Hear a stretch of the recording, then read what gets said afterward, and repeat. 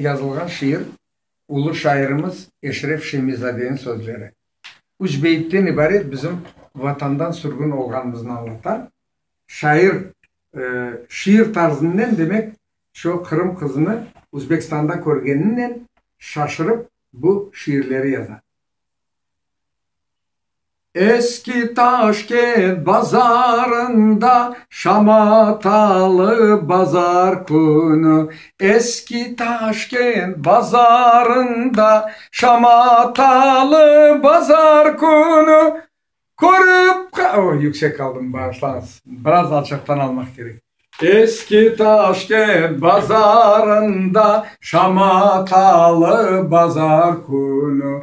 Eski Taşkent bazarında şamatalı bazar günü. Görüp kaldım seni Yosma, Baydar'a bakaran fili. Görüp kaldım seni Yosmam, Baydar'a bakaran fili. Gözlerime inanmadım, koklap baktım Mecnun gibi. Mında nasıl düştün dedim, Baydar'a bakaran fili. Ah,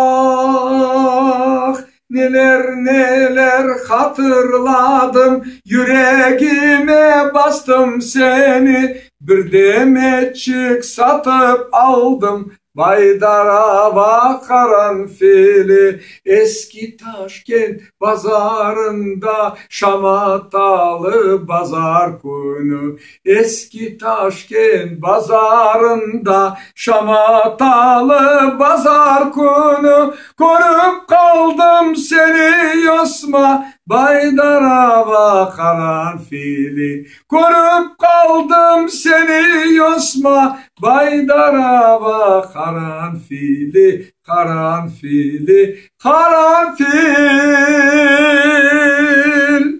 Maşallah maşallah. Bu müzikası yine İlyas Ağa'nın. Evet. Ya bu şiirlerin sözlerinin işte ben bakalım. Ta eskilerden biz 1980'li senelerde Taşkent'e gelip plaklar. Evet gördüm. O ne? Niye öyle oldu? Bakarsınız. Enteresan. Şurada da ışık var şimdi. Müzika şeyler bambaşka. Arada kendi kendine zoom giriyor.